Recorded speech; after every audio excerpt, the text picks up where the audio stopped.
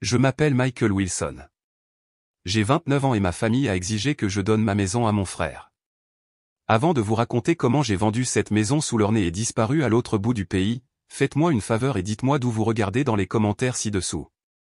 C'est toujours bon de savoir à qui on parle, de savoir qu'on ne parle pas simplement dans le vide. Mon histoire, celle qui compte vraiment, commence et se termine avec une assiette de lasagne de ma mère. C'était un mardi fin mai. Je me souviens de la date parce que je venais de décrocher le plus gros contrat de ma carrière, un moment que j'aurais dû savourer. Au lieu de cela, une crainte familière s'est enroulée dans mon estomac lorsque ma mère, Diana, a appelé. Sa voix était une mélodie de chaleur soigneusement construite, le genre qu'elle n'utilisait que lorsqu'elle était sur le point de demander quelque chose qui me coûterait plus que de l'argent. Michael, mon chéri, ton père et moi pensions que nous devrions organiser un dîner de famille ce soir, un dîner spécial pour te célébrer. Je prépare ton plat préféré. Mes lasagnes préférées. C'était le premier signal d'alarme. Les lasagnes de ma mère étaient un plat de qualité militaire réservé à 2 occasions seulement, Noël et les embuscades émotionnelles. Puisque le Père Noël n'était pas attendu avant 7 mois, je savais exactement dans quel genre de soirée je m'engageais. Mais j'y suis allé, bien sûr, j'y suis allé. Dans une famille comme la mienne, la présence n'est pas facultative. C'est une taxe que vous payez pour une paix fragile.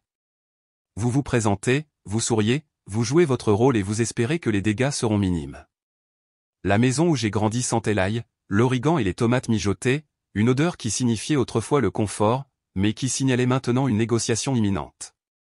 Mon père, Robert, m'a accueilli à la porte avec une tape amicale dans le dos qui ressemblait moins à une affection paternelle qu'à un boucher vérifiant la qualité d'un morceau de viande. Mon frère aîné, Jason, la raison de mon existence à plus d'un titre, était déjà vautré dans le fauteuil comme un petit seigneur dans son manoir. Sa femme enceinte, Vanessa, était assise à côté de lui, rayonnant d'un air de droit qui correspondait parfaitement au sien. Jason m'a adressé un geste de la main paresseux et ce sourire facile, celui qui n'a jamais faibli parce que la vie ne lui en avait jamais donné la raison. Ils ont fait les choses dans les règles. Ils ont levé un verre à ma réussite, posé des questions superficielles sur mon travail et complimenté mon choix de chemise. Tout était si douloureusement, si parfaitement normal que les poils de ma nuque se sont dressés. Ce n'était pas un dîner de famille. C'était une base arrière. Puis, une fois les assiettes débarrassées et le dessert servi, ma mère a fait son mouvement. Elle a posé sa main sur la mienne sur la table, sa peau douce, sa prise étonnamment ferme, ses yeux grands et sincères, fixés sur les miens. Michael, commença-t-elle, sa voix tombant à un murmure confidentiel, nous sommes tous incroyablement fiers de l'homme que tu es devenu, et nous savons au fond de nous combien tu aimes ton frère. J'ai juste hoché la tête, un morceau de lasagne froide se formant dans mon ventre. Elle a pris une inspiration profonde et théâtrale et a lancé le projectile. Jason et Vanessa, avec l'arrivée du bébé, ils ont besoin d'un endroit stable pour fonder leur famille, d'un vrai foyer. Alors, nous en avons tous parlé et nous avons décidé que c'était le mieux. Ils emménageront dans ta maison le mois prochain. Les mots ne sont pas tombés comme une demande. Ils ont atterri comme un coup de marteau, un verdict rendu par un jury de ma famille dans un procès auquel je n'ai jamais été invité. J'ai regardé Jason.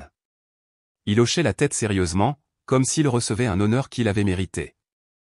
Vanessa était déjà perdue dans ses projets, son regard distant. La chambre d'enfant devra être repeinte, bien sûr, pensa-t-elle, plus pour elle-même que pour quiconque. Et ce petit potager que tu as à l'arrière. Je pensais qu'une belle terrasse en dalle avec un foyer serait beaucoup plus pratique pour recevoir. Il rénovait ma vie avant même que je n'ai remis les clés. Il découpait mon sanctuaire, le seul endroit sur terre que j'avais construit planche par planche avec ma propre sueur et mon sacrifice. J'ai regardé leur visage, un tableau d'attente. Ils attendaient la résistance, l'argumentation, l'explosion de colère. Ils étaient prêts pour ça, armés de leurs armes habituelles, la culpabilité, l'obligation et la logique inattaquable de la famille d'abord. Alors j'ai fait la seule chose à laquelle ils n'étaient absolument pas préparés. J'ai souri, un sourire large, détendu, presque béatifique. Parfait, dis-je, ma voix incroyablement calme. C'est une excellente idée. Je vais commencer à faire mes valises ce week-end. On aurait pu entendre une mouche voler. Puis l'expiration collective de soulagement fut comme une vague physique. La tension s'est dissipée dans la pièce, remplacée par une célébration jubilatoire. Ils avaient gagné. C'était aussi simple que ça. Ils se sont embrassés et ont ri, planifiant déjà la pendaison de crémaillère de Jason et Vanessa. Je me suis excusé et je suis parti en voiture dans un brouillard. Le sourire est resté sur mon visage jusqu'au moment où la portière de la voiture s'est refermée. Puis il s'est brisé. Je me suis garé sur le bord d'une rue sombre et silencieuse, le moteur ronronnant dans le calme. Je n'ai pas crié. Je n'ai pas frappé le volant. Je suis juste resté assis là, le poids de 29 ans à être celui sur qui on peut compter, le responsable, le fond d'urgence de la famille m'a finalement brisé. Une seule larme chaude de rage pure et non diluée a coulé sur ma joue, puis une autre. Je me suis donné 60 secondes pour m'effondrer. Puis je me suis reconstruit, mais les pièces ne s'emboîtaient plus de la même manière. L'homme qui a démarré cette voiture n'était pas le même que celui qui était entré dans ce dîner. L'ancien Michael avait disparu, remplacé par quelqu'un de froid, de lucide et capable de tout. J'ai attrapé mon ordinateur portable de travail sur le siège passager et l'ai posé en équilibre sur le volant. L'écran projetait une lumière bleu pâle sur mon visage. Je n'ai pas cherché d'annonce immobilière ni d'entreprise de déménagement. J'ai ouvert mon email et j'ai trouvé un brouillon sur lequel je travaillais depuis des semaines, une proposition méticuleusement documentée pour une nouvelle expansion du marché. C'était un coup risqué et ambitieux. L'objet était simple, projet initiative, succursale de Chicago. Mes doigts ont volé sur le clavier, ajoutant un paragraphe de conclusion. Je suis convaincu qu'avec le bon leadership sur le terrain, nous pouvons rendre cette nouvelle succursale opérationnelle et rentable en 2 trimestres. Je suis prêt à déménager immédiatement pour diriger cette initiative. Je l'ai relu une fois, puis une autre, ma porte de sortie, ma déclaration d'indépendance. J'ai cliqué sur envoyer. La bataille était terminée, pensait-il. En réalité, la guerre ne faisait que commencer. L'email de Sarah Peterson est arrivé à 9h15 le lendemain matin. Il ne contenait que 2 lignes. Michael, c'est génial. Ambitieux, mais génial. Mon bureau, 10h. Une porte s'était ouverte, pas seulement la porte d'un nouveau bureau, mais une porte de sortie à la vie dans laquelle j'étais piégé. Pendant un moment, je me suis juste appuyé contre le comptoir de ma cuisine et j'ai respiré. Ma cuisine, les comptoirs en granit pour lesquels j'avais économisé pendant 2 ans pour les installer, le dosseret en carreaux de métro que j'avais posé moi-même pendant un long week-end, mes jointures à vif et mon dos endolori. Chaque centimètre de cette maison était un témoignage de mon travail, une manifestation physique de la vie que j'essayais de construire loin de l'attraction gravitationnelle de ma famille. Et il pensait qu'il pouvait simplement entrer et la revendiquer. Mes yeux se sont posés sur une photo encadrée sur l'étagère près de la fenêtre. C'était une photo de moi et de Sophia, ma petite amie de l'université, prise lors d'une randonnée il y a des années. Nous étions tous les deux souriants, bronzés et heureux. Sophia, elle a été la première victime importante dans ma longue guerre non déclarée avec les attentes de ma famille. Nous étions ensemble depuis 2 ans. Elle était intelligente, drôle et elle voyait le monde avec une clarté que j'enviais. Elle voyait ma famille avec cette même clarté. Ils sont comme des trous noirs, Michael m'a-t-elle dit un jour après un dîner de vacances particulièrement épuisant. Ils attirent tout vers eux et même la lumière ne sort pas. J'en ai ri, mais elle avait raison. Le point de rupture a été un voyage à Canquin que nous avions prévu pour les vacances de printemps de notre 3e année. C'était très important pour nous. Je travaillais à 2 emplois, serveur la nuit et corrigeant des copies pour un professeur l'après-midi, juste pour me permettre de payer ma part. J'avais économisé pendant 6 mois, chaque dollar étant une petite victoire. Les billets étaient réservés. L'hôtel était payé. 2 jours avant notre départ, ma mère a appelé. Sa voix était frénétique.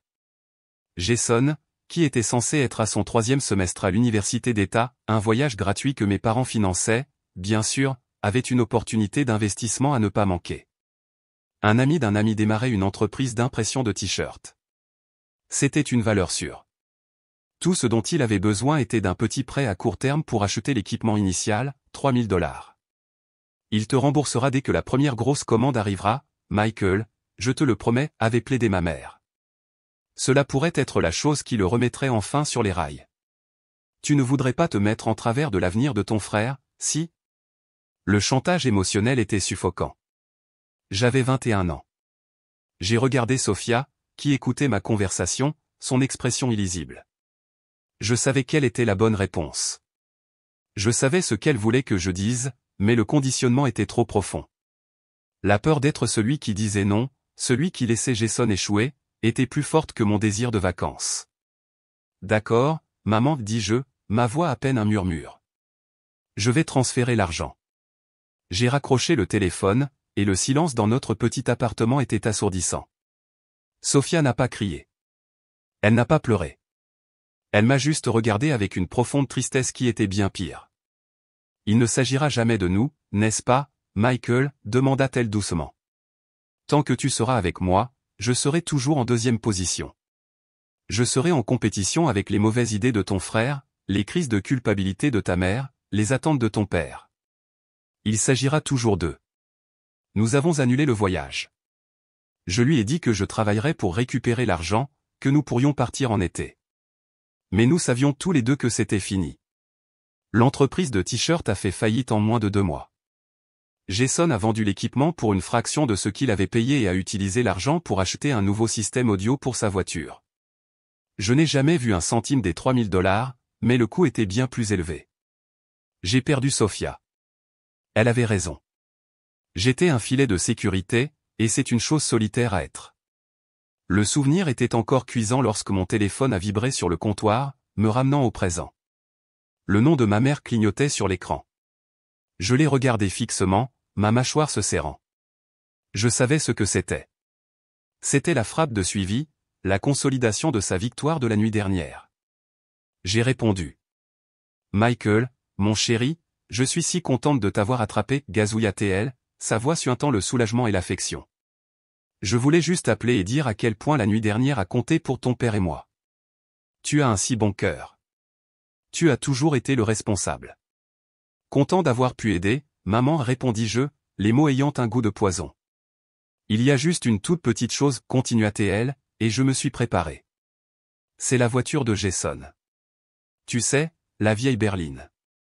La transmission fait un bruit terrible, et avec Vanessa si avancée dans sa grossesse, je ne peux tout simplement pas supporter l'idée qu'il soit coincé quelque part. Le mécanicien a chiffré les réparations à $3000. Et tu sais comment sont les choses pour eux en ce moment. C'était encore là. Le même montant, la même tactique. C'était presque poétique dans sa cruauté. Elle testait les limites, voyant si le puits était vraiment sans fond. Elle me rappelait chaque fois que j'avais cédé, utilisant ma conformité passée comme une arme contre ma liberté future. Les $3000 que je venais de réussir à économiser pour enfin réparer ma propre voiture d'il y a 10 ans qui cliquetait étaient maintenant réquisitionnés pour la cause. Il y a 1 an, j'aurais discuté. Il y a 6 mois, j'aurais soupiré et cédé.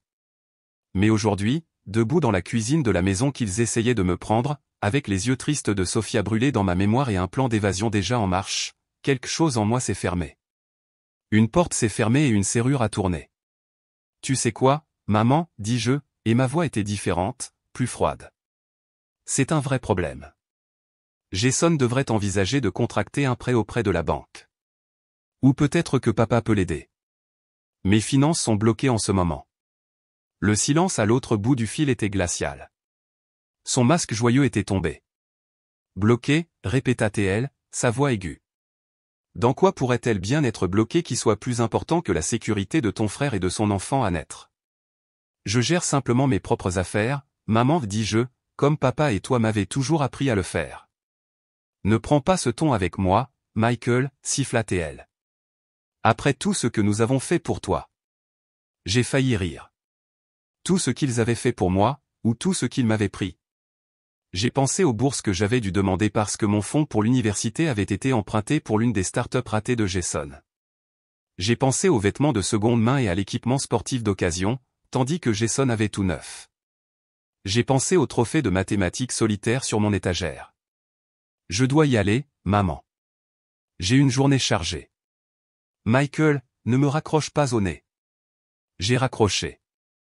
Ma main tremblait, non pas de peur, mais d'adrénaline. C'était la première fois de ma vie que je disais un nom définitif sans excuse ni explication. C'était terrifiant, et c'était incroyable. Plus tard cette semaine-là, j'avais une raison légitime d'aller chez mes parents. J'avais besoin de vieux documents fiscaux pour le dossier de déménagement à Chicago que les RH étaient en train de préparer. Ma mère, qui me faisait toujours la tête, m'a dit sèchement par texto que la boîte à dossiers se trouvait dans le bureau à domicile de mon père et que je pouvais entrer. Le bureau était le sanctuaire de mon père, bois sombre, livres reliés en cuir qu'il n'avait jamais lu et une faible odeur de fumée de cigare éventé. C'était une pièce conçue pour projeter le pouvoir et le contrôle. La boîte à dossiers était rangée sous son bureau massif.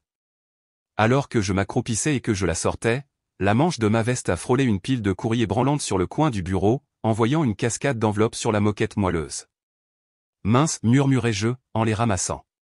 Facture du club de golf, un magazine d'anciens élèves, une offre de carte de crédit. Et puis je l'ai vue. Une enveloppe qui ne collait pas. Elle était d'un blanc éclatant avec un logo imprimé en lettres rouges agressives, Rapid Cash Solutions LLC. L'adresse de retour était une boîte postale dans une zone industrielle à la périphérie de la ville, le genre d'endroit où les entreprises vont quand elles ne veulent pas être facilement trouvées. La fenêtre en plastique sur l'enveloppe montrait qu'elle était adressée à mon père, mais la première ligne de la lettre à l'intérieur, clairement visible, était un numéro de référence suivi du nom Jason Wilson. Mon sang s'est glacé. Ce n'était pas une banque. Ce n'était pas une coopérative de crédit. C'était un prêteur prédateur, un usurier légal. J'ai délicatement glissé mon pouce sous le rabat, qui, heureusement, n'était pas scellé hermétiquement. La lettre était une dernière mise en demeure de paiement d'un prêt de 20 000 $, mais le montant dû avec les pénalités et les intérêts courus était presque le double. La date d'échéance était passée il y a 2 semaines. Soudain, tout est devenu clair. Le désespoir, le besoin soudain de ma maison. Il ne s'agissait pas de donner un nouveau départ à Jason. Il s'agissait de liquider mon seul actif majeur pour colmater une brèche dans un navire en train de couler avant que les collecteurs ne viennent briser les rotules. Il ne me demandait pas seulement d'être généreux. Il se préparait à me sacrifier pour le sauver. Mes mains tremblaient alors que je glissais la lettre dans l'enveloppe et que je replaçais soigneusement la pile de courrier sur le bureau exactement comme je l'avais trouvé. J'ai pris mes documents et je suis sorti de cette maison, mon cœur battant un rythme effréné contre mes côtes. Le trajet en voiture jusqu'au dîner de célébration de ce soir-là était différent. Je n'étais plus un invité d'honneur. J'étais le gros agneau que l'on menait à l'abattoir. Je savais que lorsque je franchirais cette porte, je ne verrais pas ma famille. J'affronterais mes ennemis. Et cette fois, j'étais prêt pour eux. J'avais la vérité de mon côté, une arme secrète qu'ils n'avaient aucune idée que je possédais. Franchir la porte d'entrée de la maison de mes parents ce soir-là, c'était comme monter sur une scène. Les lumières étaient vives, les acteurs étaient en place et le scénario avait été écrit bien avant mon arrivée. L'air était lourd du parfum des lasagnes et d'une fausse sincérité. La poignée de main de mon père était ferme, celle d'un homme d'affaires concluant un accord. L'étreinte de ma mère était serrée, une dernière tentative de transmettre son affection avant la transaction. Jason et Vanessa étaient installés sur le canapé du salon comme un couple royal, acceptant les honneurs invisibles de leur cour. J'ai joué mon rôle avec un calme déconcertant qui m'a moi-même surpris. J'ai souri. J'ai ri des blagues ringardes de mon père. J'ai posé des questions à Vanessa sur sa grossesse avec un intérêt simulé. À l'extérieur, j'étais le même vieux Michael, le fils fiable, un peu ennuyeux. Mais à l'intérieur, un compte à rebours silencieux avait commencé. Chaque hochement de tête polie, chaque sourire forcé était un tic-tac de l'horloge, me rapprochant du moment où je ferais exploser la vie qu'ils avaient planifiée pour moi. La conversation au dîner était un chef-d'œuvre de manœuvre stratégique. Ils tournaient autour du sujet comme des requins, le heurtant avec des mentions désinvoltes du coût de la vie qui augmente, de la difficulté de trouver un quartier bon et sûr, et de l'importance d'avoir la famille à proximité quand on a un bébé. Les appartements qui le regardent sont tellement petits, dit ma mère avec un soupir, en secouant tristement la tête. Et les loyers sont criminels. Je ne sais tout simplement pas comment les jeunes sont censés démarrer de nos jours. Elle me regarda, ses yeux pleins de sens, comme si moi, avec ma maison unifamiliale, j'accumulais d'une manière ou d'une autre une ressource qui appartenait de droit aux jeunes à la table. Il s'agit de sécurité, tonna mon père, pointant sa fourchette vers moi. Un homme doit assurer la sécurité de sa famille. C'est la règle numéro 1. Jason comprend ça, il est prêt à être père. J'ai failli m'étouffer avec mon eau. Jason, l'homme dont la dette envers un usurier était assise sur le bureau de mon père, comprenait la sécurité. L'hypocrisie était si puissante qu'elle en était presque vertigineuse. J'ai juste hoché lentement la tête, prenant une gorgée d'eau pour m'empêcher de dire ce que je pensais vraiment. Finalement, après que les assiettes aient été débarrassées et qu'un gâteau au fromage acheté en magasin ait été placé sur la table, ma mère décida qu'il était temps de conclure l'affaire. Elle se pencha en avant, son expression un mélange soigneusement élaboré d'amour et d'inquiétude. Sa main trouva la mienne et elle lui donna une douce pression. « Michael, dit-elle, sa voix douce et persuasive, nous savons tous que tu as si bien réussi, cette belle maison, ta carrière. Tu as été si responsable, si intelligent avec ton argent, et c'est pourquoi nous savons que tu comprendras. » Mon père s'éclaircit la gorge, ajoutant son poids à l'argument. « Jason et Vanessa ont besoin de ça, mon fils. Ils ont besoin d'une base solide. Avec l'arrivée du bébé, ce n'est pas le moment pour eux de s'inquiéter des propriétaires ou des dépôts de garantie. Ils ont besoin d'un foyer. » Vanessa posa une main sur son ventre, son timing étant impeccable. « Nous voulons juste ce qu'il y a de mieux pour notre bébé, murmura-t-elle, ses yeux grands et innocents. Et puis ma mère, la chef d'orchestre de cette symphonie de manipulation, l'amena à son crescendo. Alors, nous en avons tous parlé, et nous sommes tous d'accord que c'est la seule solution sensée. C'est pour le mieux. Jason et Vanessa emménageront dans ta maison le mois prochain. » Le caractère définitif de la chose était stupéfiant, pas une demande, un décret. Le conseil de famille avait voté, et moi, le sujet du vote, je n'avais pas eu de bulletin de vote. Mais c'est Vanessa qui porta le coup fatal. Son visage s'illumina, l'accord maintenant scellé dans son esprit. Elle sortit son téléphone, son pouce balayant déjà une galerie d'images. « Je suis tellement soulagée de pouvoir enfin commencer, s'exclama-t-elle, ignorant complètement le silence abasourdi que j'étais censé afficher. J'ai trouvé la palette de couleurs la plus parfaite sur Pinterest. Elle s'appelle Et calme côtier. Je pense à un vert sauge doux pour la pièce à vivre principale avec des garnitures blanches, bien sûr. Cela donnera à tout l'endroit une impression d'être tellement plus grand. » Elle me regarda comme si elle attendait mon approbation. « Et Michael, ton bureau est une belle pièce, mais l'éclairage est juste parfait pour une chambre d'enfant. Nous déplacerons ton bureau et tes affaires dans le coin de la chambre d'amis. Tu n'as pas vraiment besoin d'une pièce entière juste pour la paperasse et ton ordinateur, si? C'est pour un bébé. » La condescendance dans sa voix fut l'étincelle qui alluma la mèche. Mon bureau, la pièce où j'avais passé d'innombrables nuits et week-ends à construire la carrière qui payait l'hypothèque, la pièce qui représentait mon indépendance, ma solitude durement gagnée. Et elle le rejetait comme un endroit pour la paperasse, un espace qui pouvait être condensé dans un coin pour faire place à sa fantaisie de calme côtier. Elle ne prenait pas seulement ma maison. Elle m'effaçait de celle-ci. J'ai regardé autour de la table, Vanessa, rêvant de sa nouvelle vie dans ma maison, Jason, hochant la tête avec une satisfaction suffisante, le fils prodigue rentrant enfin au bercail dans un royaume qu'il n'avait pas mérité, mon père, son visage figé dans une expression sévère et non négociable, osant me reprocher d'être égoïste, et ma mère, ses yeux suppliants, m'implorant de faire le sacrifice, d'être le bon fils sur lequel elle pouvait toujours compter pour nettoyer les dégâts de Jason. Ils attendaient tous l'explosion, la colère, les disputes, les plaidoiries de « ce n'est pas juste ». Ils avaient leur contre-argument prêt, leur voyage de culpabilité poli et chargé. Mais je ne jouais plus à leur jeu. Je jouais au mien. Un étrange sentiment de paix m'envahit. C'était la clarté qui vient quand on n'a absolument plus rien à perdre. J'ai laissé ma propre expression s'adoucir. J'ai laissé un sourire toucher mes lèvres. Cela semblait étonnamment naturel. « Parfait, dis-je. » Le mot tomba dans le silence, propre et net. « C'est une excellente idée. Ce sera bien d'avoir la famille à proximité. Je vais commencer à faire mes valises ce week-end. » Le soupir de soulagement collectif était presque comique. Le sourire suffisant de Jason s'élargit en un sourire de pur triomphe. Vanessa claqua littéralement des mains de joie. Mon père émit un grognement de satisfaction, le son d'un problème résolu. Les yeux de ma mère se remplirent de larmes de gratitude. « Oh, Michael » cria-t-elle, sa voix chargée d'émotion. « Je savais que tu comprendrais. Je savais que tu avais en toi la capacité de faire ce qui est juste. Tu as rendu ton père et moi si heureux. » Ils célébraient. Ils croyaient honnêtement qu'ils avaient gagné. Ils étaient si aveuglés par leurs propres besoins, si habitués à ma conformité qu'ils ne pouvaient pas voir la vérité juste devant eux. Ils ne pouvaient pas voir que mon accord facile n'était pas une reddition. C'était une déclaration de guerre. Je repoussai ma chaise et me levai.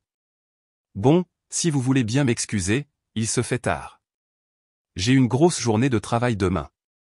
Je me suis dirigé vers la porte, le son de leur joyeuse planification me suivant.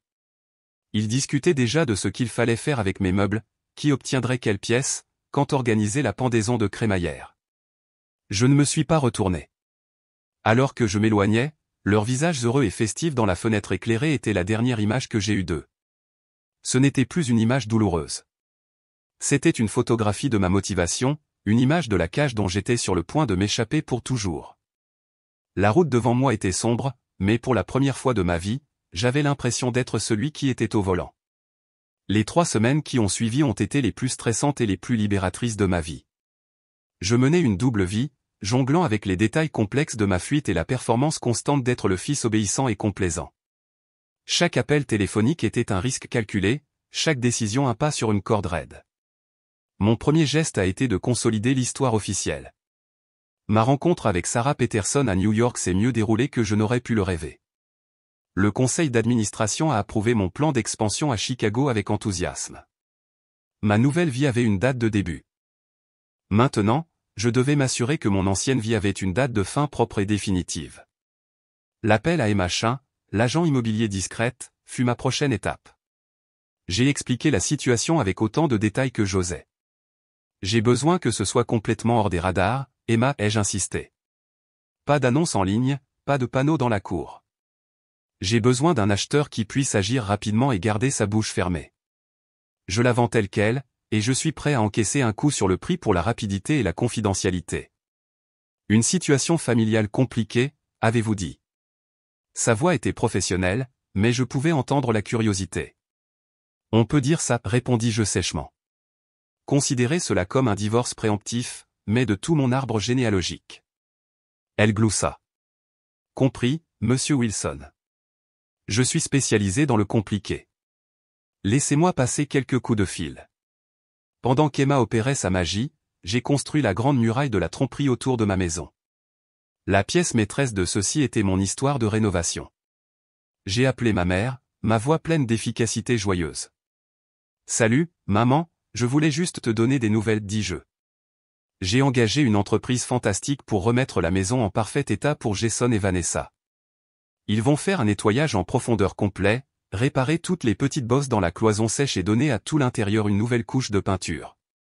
Je veux que ce soit parfait pour eux et le bébé. Oh, Michael, c'est si généreux.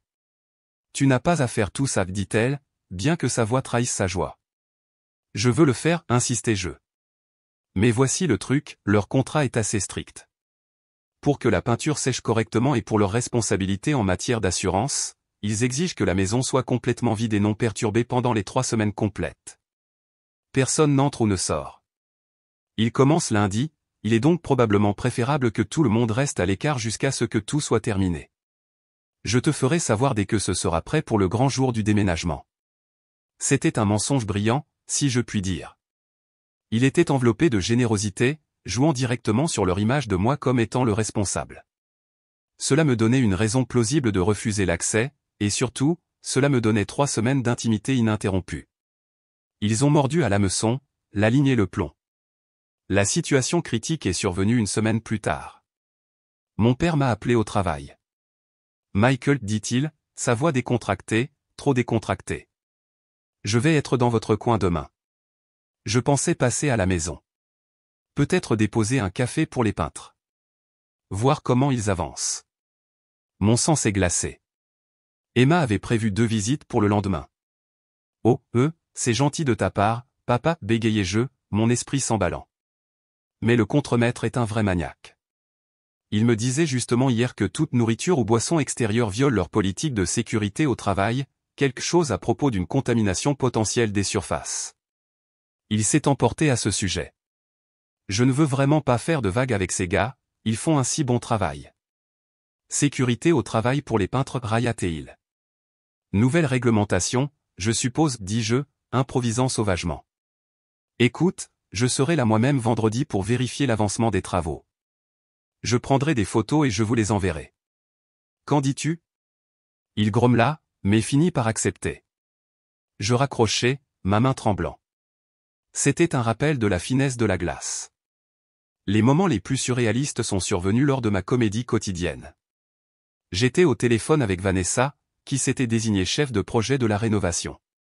Elle m'envoyait des SMS avec des photos d'appareils d'éclairage et de robinets. Un après-midi, Elle m'a appelé alors que j'étais au milieu d'une téléconférence avec ma nouvelle équipe de Chicago. Je les ai mis en sourdine. Michael, je suis chez Home Depot, dit-elle, essoufflée. Ils ont 2 meubles lavabo que j'aime pour la salle de bain principale. L'un est en chêne et l'autre est blanc.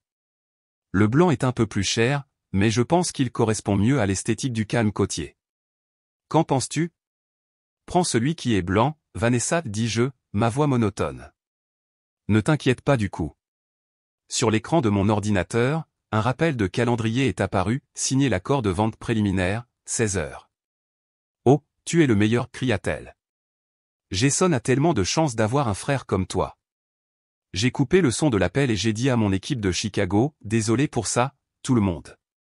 Passons aux projections trimestrielles. Je vivais dans 2 réalités distinctes, et la tension commençait à m'épuiser. L'emballage était une affaire sombre. Je le faisais la nuit, comme un voleur dans ma propre maison. J'ai divisé ma vie en 3 piles. La première était gardée, mes vêtements, mes livres, mes documents importants et quelques objets sentimentaux comme le trophée de mathématiques et la photo de Sophia.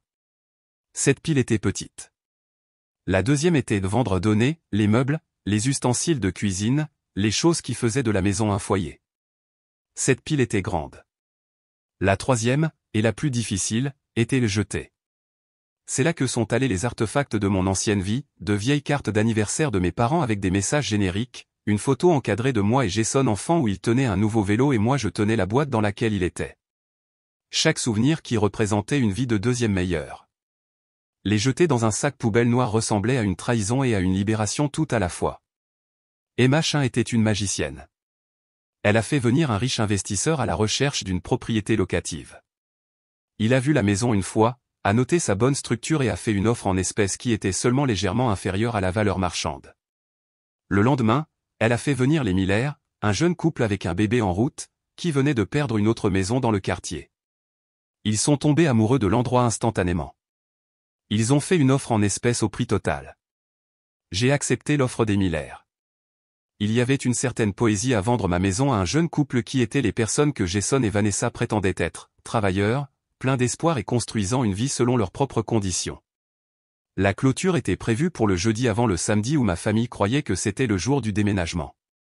Alors que j'étais assis dans le bureau stérile de l'avocat, signant mon nom à plusieurs reprises, une vague de profonde tristesse m'a envahi. Je ne vendais pas seulement une maison. Je démissionnais officiellement de ma famille. Chaque signature était un point à la fin d'un long et douloureux chapitre. Une fois terminé, l'avocat m'a remis un bout de papier confirmant le virement bancaire. Ce n'était qu'un chiffre, mais c'était le prix de ma liberté.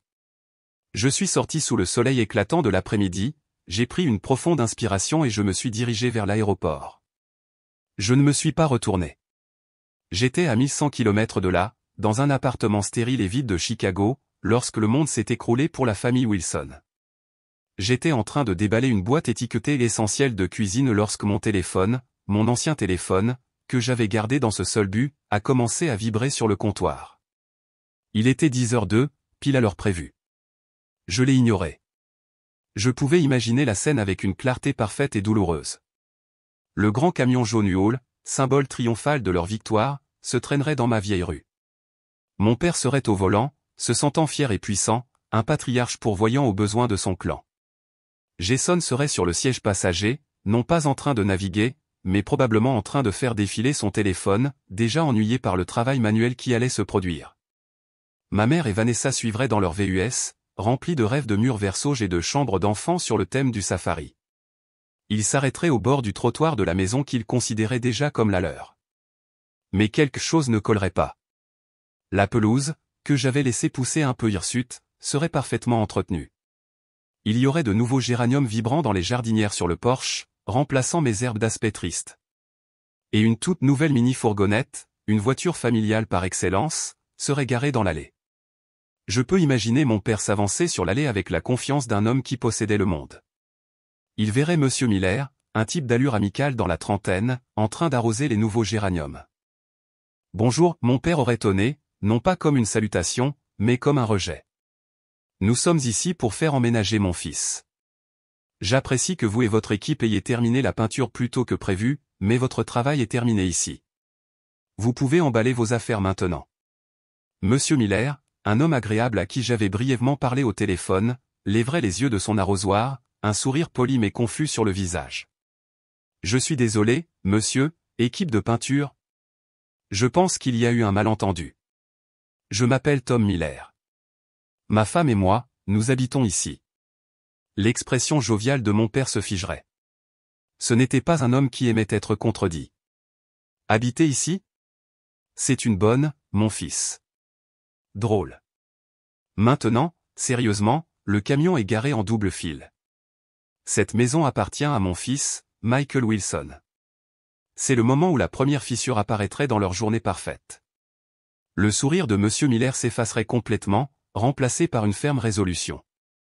Non, monsieur. Je crains que vous ne compreniez pas. Ma femme, Sarah, et moi avons acheté cette maison à Michael Wilson. Nous avons conclu la vente jeudi. Mon père aurait ri, un rire court, aboyant et incrédule. Acheter? C'est impossible. Mon fils ne vendrait pas sa maison sans me le dire. Juste à ce moment-là, la porte d'entrée s'ouvrirait et Madame Miller, tenant un bébé sur sa hanche, sortirait. « Est-ce que tout va bien, Tom » demanderait-elle, ses yeux se posant sur le hall et la foule grandissante de Wilson sur sa pelouse. « Ces gens semblent penser qu'ils emménagent » dirait Monsieur Miller, sa voix serrée d'une frustration maîtrisée. À mon père, il dirait « Monsieur, je ne veux pas d'ennui, mais c'est notre propriété. J'ai l'acte de vente juste à l'intérieur sur le comptoir de la cuisine si vous voulez le voir. » Maintenant, Jason et ma mère se seraient approchés, sentant les ennuis. « Qu'est-ce qui se passe » demanderait ma mère, ses yeux allant du visage verdissant de mon père à l'étrange famille sur le porche de son fils. « Cet homme prétend avoir acheté la maison de Michael » cracherait mon père, sa voix épaisse d'incrédulité. « Quoi ? C'est ridicule » s'exclamerait ma mère. Elle fouillerait dans son sac à main pour trouver son téléphone. « Je vais appeler Michael tout de suite.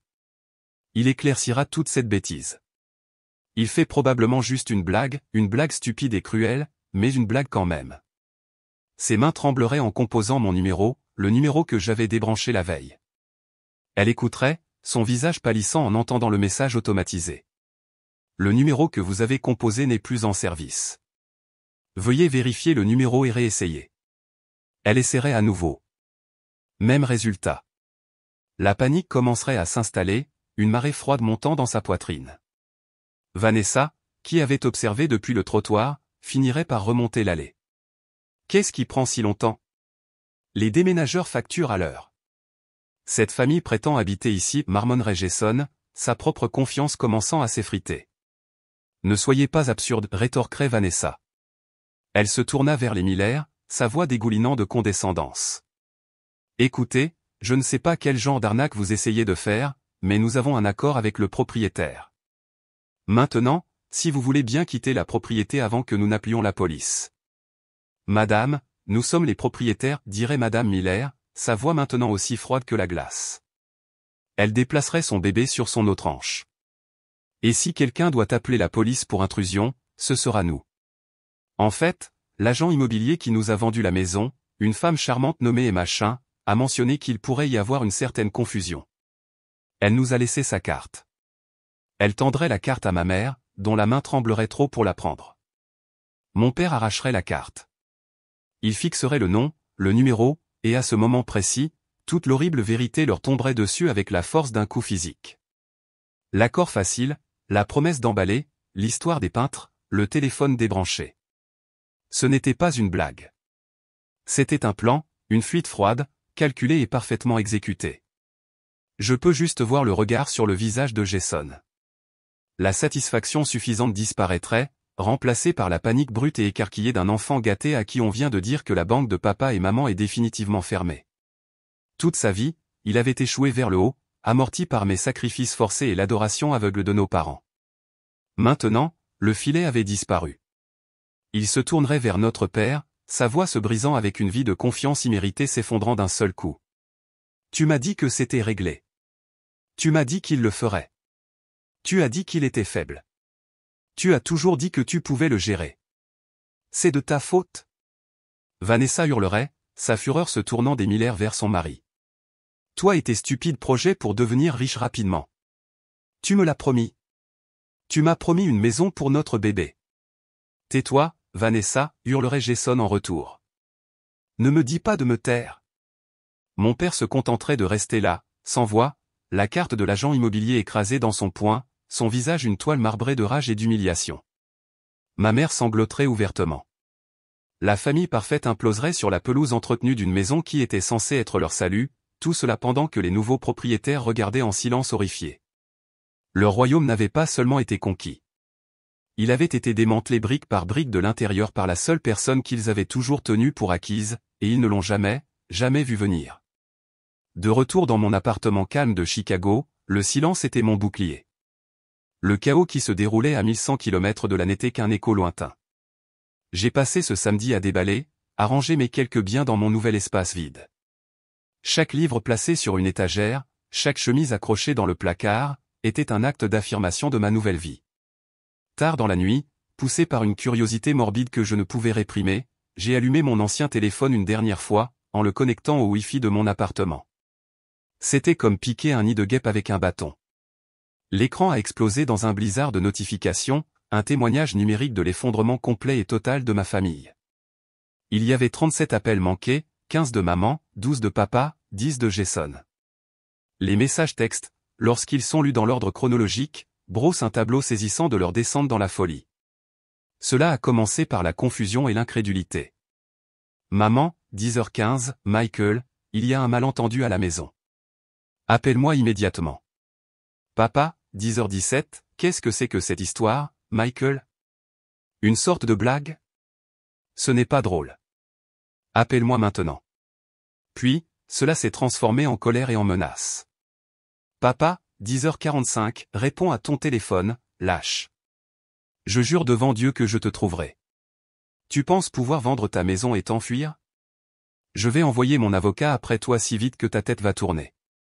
Tu n'as signé aucun papier avec nous. Mais tu as fait un contrat verbal. Un mensonge, bien sûr. Nous n'avons jamais eu de contrat, verbal ou autre. Jason, 11h02, espèce d'enfoiré. Tu nous as laissés dans la rue. Je te trouverai. Je te jure que je te trouverai, et tu le regretteras. Vanessa, 11h30, j'espère que tu es heureux. J'espère que tu pourriras.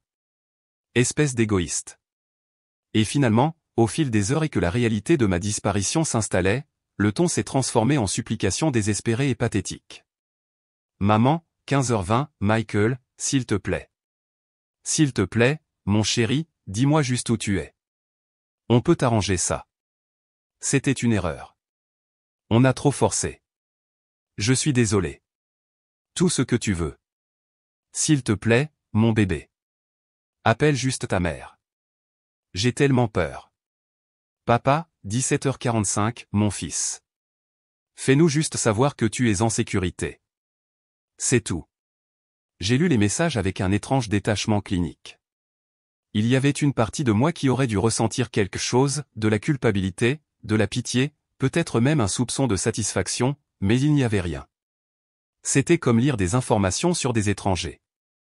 Ces personnes frénétiques et désespérées à l'écran n'avaient aucun lien avec la vie calme et paisible que je commençais à construire. J'ai systématiquement parcouru mes contacts. Robert Wilson, bloqué. Diana Wilson, bloqué. Jason Wilson, bloqué. Vanessa Taylor, bloqué. À chaque tapotement de l'écran, je coupais un autre fil, rompant un autre lien avec le passé. J'étais sur le point d'accomplir le rituel final, de laisser tomber le téléphone dans un verre d'eau, lorsqu'un dernier appel est arrivé. Il provenait d'un numéro que je n'avais pas bloqué, tante Margaret, la jeune sœur de ma mère, l'observatrice silencieuse de notre drame familial, la seule qui m'ait jamais donné une carte d'anniversaire avec de l'argent au lieu d'une leçon. Je l'ai laissé aller à la messagerie vocale. Une minute plus tard, la notification est apparue. J'ai hésité, puis j'ai appuyé sur play. Sa voix était un murmure frénétique, entrecoupé de parasites, comme si elle se cachait dans un placard. Michael, oh, Dieu merci. Je ne sais pas si tu recevras ce message, mais je devais essayer. Ta mère m'a appelé. Elle était incohérente, hurlant et pleurant. Michael, j'y suis allé. C'est un désastre. Elle a pris une inspiration tremblante. Et l'histoire qu'elle a racontée était bien plus sombre que je n'aurais pu l'imaginer. Ce n'est pas seulement à propos de la maison, mon chéri, tellement pire.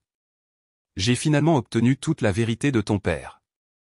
Jason n'a pas seulement perdu leur argent de retraite. Ce n'était que le début. Il a convaincu Robert de co-signer un prêt commercial massif auprès d'un prêteur privé, pas une banque. Il lui a dit que c'était pour une entreprise d'import-export. C'était un mensonge. Il a utilisé l'argent pour couvrir des dettes de jeu. Mon sang s'est glacé. Je me suis assis brusquement sur une boîte d'emballage, le téléphone étroitement pressé contre mon oreille.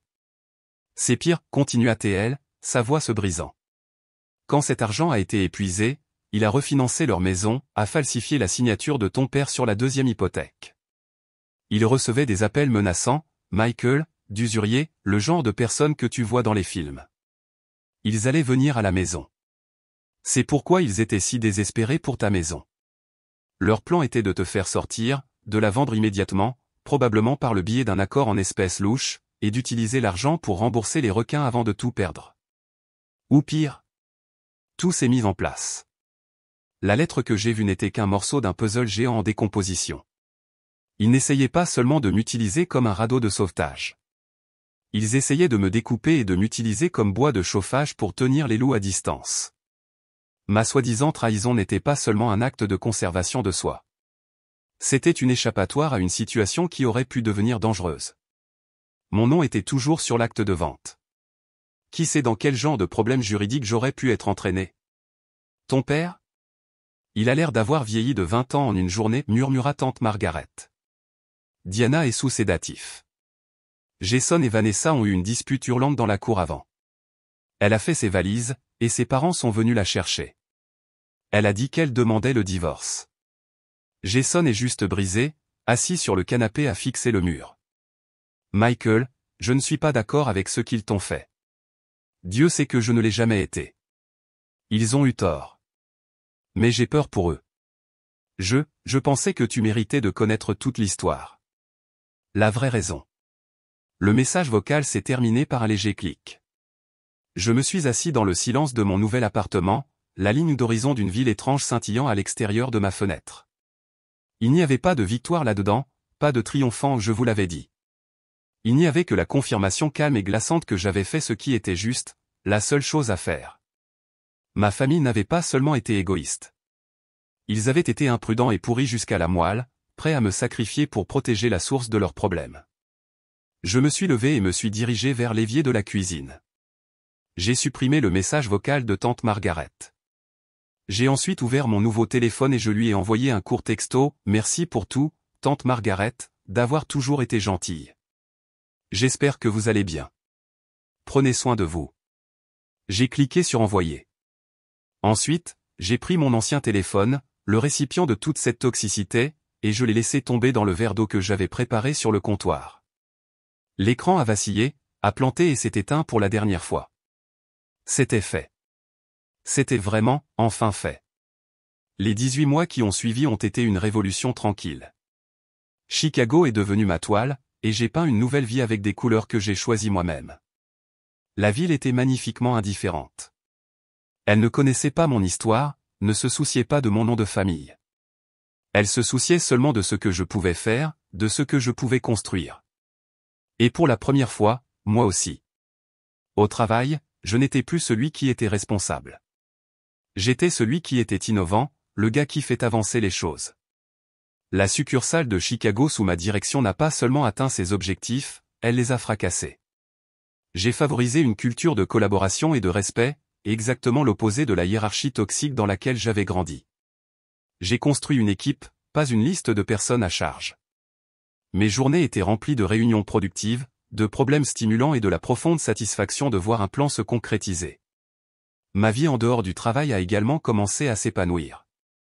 Je me suis fait des amis, de vrais amis, qui m'aimaient pour mon humour pince sans rire et ma connaissance surprenante des films d'action des années 80, pas pour ce que je pouvais faire pour eux. J'ai commencé une soirée poker hebdomadaire avec des gars du bureau. J'ai rejoint une ligue de balles molles. J'ai recommencé à sortir, prudemment au début, mais avec une nouvelle capacité à reconnaître les signaux d'alerte à des kilomètres de distance. Un samedi, mon ami et collègue Jen a invité un groupe d'entre nous à un barbecue dans sa cour arrière. C'était une journée d'été parfaite. L'air sentait les hot-dogs grillés et l'herbe fraîchement coupée. Nous étions assis sur sa terrasse à boire de la bière bon marché, à nous disputer pour savoir si les Bears de 1985 étaient la meilleure équipe de football de tous les temps, et à rire. J'ai regardé autour de moi ces nouveaux visages, cette camaraderie facile, et une profonde réalisation m'a frappé. C'était ce à quoi une famille pouvait ressembler, pas une obligation, mais un choix. Un groupe de personnes avec qui tu aimes vraiment être et qui te soutiennent sans vouloir te vider les poches. J'ai ressenti un sentiment de paix si profond qu'il en était presque surprenant. Mais je n'avais pas fini de construire. La stabilité que j'avais trouvée me rendait avide de plus. Je ne voulais pas me contenter de gérer une succursale. Je voulais construire un empire. J'ai vu un énorme potentiel inexploité pour notre entreprise sur le marché européen. C'était un pari risqué, une entreprise massive, mais le plan s'est formé dans mon esprit avec une clarté cristalline. J'y ai consacré les 3 mois suivants en secret, après les heures de travail et les week-ends. J'ai étudié les études de marché, construit des modèles financiers et élaboré une stratégie d'expansion en plusieurs phases. C'était le travail le plus difficile que j'ai jamais fait. Quand c'était terminé, je n'ai pas seulement envoyé un courriel à mon patron. Je me suis envolé pour New York à mes propres frais et j'ai demandé une réunion avec tout le conseil d'administration. Je me suis tenu devant eux dans la même salle de réunion où j'avais autrefois été un jeune analyste, trop nerveux pour parler. Cette fois, j'étais aux commandes.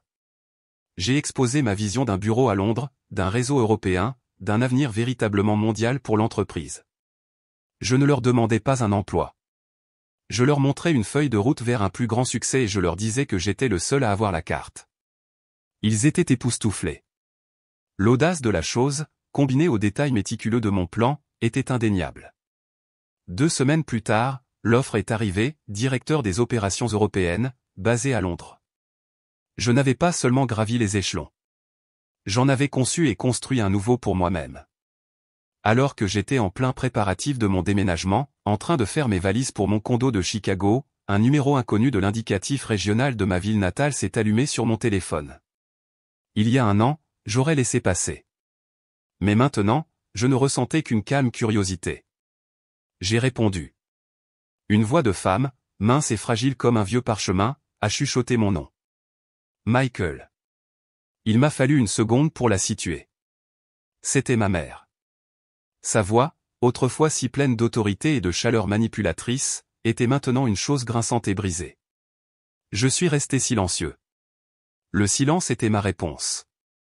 Michael, je sais que tu as tout le droit de nous détester, commença-t-elle, les mots dévalant en un flot désespéré et répétés à l'avance. Mais je ne savais pas qui d'autre appeler. C'est ton père. Il a eu une crise cardiaque massive la semaine dernière. Les médecins ont dit que c'était le stress, tout le stress. Je me suis appuyé contre le mur de mon appartement à moitié vide, la ligne d'horizon de Chicago étant austère et belle derrière la vitre. J'ai ressenti une douleur lointaine, non pas de la sympathie, mais d'une étrange tristesse clinique, une mort de ce qui aurait pu être. Nous avons perdu la maison, Michael, sanglota-t-elle, et ses larmes ont semblé réelles cette fois. La banque a saisi. Nous vivons dans un minuscule appartement de location d'une chambre, du genre avec des planchers de linoléum qui sont toujours collants. Ton père, il ne peut pas travailler. Jason, lui et Vanessa ont divorcé. Il remplit les étagères d'une épicerie la nuit. Il paie ce qu'il peut en pension alimentaire pour enfants, mais nous n'avons rien. Sa voix est tombée à un murmure désespéré, celui qu'elle avait utilisé 1000 fois auparavant, celui qui avait toujours fonctionné. Nous avons besoin de ton aide. S'il te plaît, Michael. Tu es notre seul espoir. Juste un prêt, juste pour payer les factures d'hôpital. C'est ton père. S'il te plaît, ne le laisse pas mourir parce que nous sommes pauvres. J'ai écouté tout cela. J'ai entendu le désespoir, la peur, la vie entière de mauvais choix qui s'abattaient sur eux. Mais cette fois, les crochets émotionnels n'ont trouvé aucune prise. Je n'étais plus l'ancre familiale. J'étais mon propre navire avec ma propre destination. J'ai pris une profonde inspiration. Maman, dis-je, et ma voix était profondément calme. Je suis désolé d'apprendre les problèmes de santé de papa. Vraiment. J'ai fait une pause, laissant les mots s'installer. Mais toute ma vie, j'ai été le fond d'urgence. J'étais le plan de secours.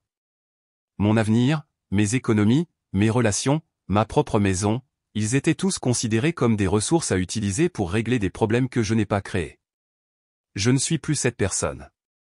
J'ai une nouvelle vie maintenant, une vie que j'ai construite moi-même. Mais qu'est-ce qu'on est censé faire, gémissait-elle. C'est le père de Jason, dis-je, ma voix douce mais inflexible. Tu es la mère de Jason. Tu as fait ton choix il y a des décennies sur qui était ta priorité. Tu dois vivre avec ce choix. Vous tous. J'ai ma propre vie à gérer maintenant. Je te souhaite, à toi et à papa, de trouver une solution. J'ai laissé passer un autre moment de silence, un dernier hommage à la relation qui était maintenant officiellement terminée. Le plan de secours n'est plus disponible, dis-je doucement. Au revoir, maman. J'ai mis fin à l'appel avant qu'elle ne puisse répondre. Cette fois, je n'ai pas ressenti le besoin de bloquer son numéro. Je savais avec une certitude absolue qu'elle ne rappellerait jamais. La banque était fermée. Une semaine plus tard, juste avant de partir pour Londres, une épaisse enveloppe de l'avocat de la succession de mon grand-père est arrivée. Il était décédé paisiblement un mois auparavant. Mon chagrin était réel et vif. Il avait été mon allié silencieux. À l'intérieur se trouvait une lettre personnelle écrite de son écriture familière et tremblante. Michael, commençait-elle. Si tu lis ceci, alors mon temps est écoulé. Je t'écris pour te dire que j'ai changé mon testament après ce dernier appel téléphonique que nous avons eu. Je savais que tu faisais quelque chose de difficile, quelque chose de courageux. Ton père était furieux, bien sûr, mais ma décision était prise. Il ne s'agit pas de le punir. Il s'agit de récompenser le seul membre de la famille qui comprend la valeur de construire, pas de prendre. J'ai laissé la majeure partie de ma succession directement à toi. Ton père et ton frère sont pourvus, mais ton avenir est maintenant et aurait toujours dû être le tien. Utilise cela pour construire, mon fils. Ne regarde jamais en arrière. Ta grand-mère et moi sommes si fiers de l'homme que tu es devenu, ton propre homme. Les larmes qui sont tombées sur cette lettre n'étaient pas des larmes de colère ou de tristesse. C'étaient des larmes de pure gratitude sans mélange. La validation que j'avais passé toute ma vie à rechercher était enfin arrivée, non pas des parents qui auraient dû la donner, mais du seul homme qui avait été assez sage pour voir la vérité. Londres n'était pas seulement une nouvelle ville. C'était un nouvel état d'être. Les cieux gris et les rues historiques étaient à des kilomètres de la drame ensoleillée et suburbaine de mon passé. Ma vie était enfin la mienne, chaque minute de celle-ci. Mon appartement donnant sur une place de jardin tranquille à Kensington était mon sanctuaire, construit sur une base de paix, pas d'obligation. L'héritage de mon grand-père était une responsabilité que je prenais au sérieux. Ce n'étaient pas des gains de loterie à gaspiller. C'étaient des capitaux d'amorçage pour un nouvel héritage. Mon premier acte majeur a été de créer une fondation, un moyen de redonner au suivant la deuxième chance qui m'avait été donnée. Je l'ai appelée la bourse Reynolds-Wilson. Elle portait le nom de Madame Reynolds, l'enseignante qui a d'abord vu une lueur de potentiel chez un garçon solitaire, et de Thomas Wilson, le grand-père qui a transformé cette lueur en une flamme. La bourse offre un financement complet de 4 ans pour l'université aux étudiants très performants issus de milieux familiaux difficiles, des enfants qui, comme moi, ont dû apprendre à construire leurs propres échelles. Transformer la douleur de mon passé en la base de leur avenir me semblait être la seule chose à faire. J'ai reçu un dernier courriel de tante Margaret. Il s'agissait d'une mise à jour brève et sombre. Mes parents avaient été contraints de déclarer faillite. Ils vivaient dans un petit appartement subventionné par le gouvernement pour les aînés. La santé de mon père était stable mais mauvaise. Jason travaillait toujours à l'épicerie, luttant pour payer la pension alimentaire pour la fille qu'il voyait rarement. La nouvelle ne m'a pas apporté de joie. Elle ne m'a pas apporté de tristesse. C'était comme lire une postface à un livre que j'avais terminé et rangé il y a longtemps. Leur histoire avait continué, mais elle n'était plus liée à la mienne. Je leur ai souhaité la paix de loin et j'ai continué mon chemin. Un après-midi d'automne frais, alors que je m'habillais pour le premier dîner annuel de remise des prix de la bourse, un dernier fantôme de mon passé est arrivé. Une seule lettre, transmise à travers un océan et plusieurs adresses, a trouvé son chemin jusqu'à ma porte à Londres. L'écriture était celle de mon père.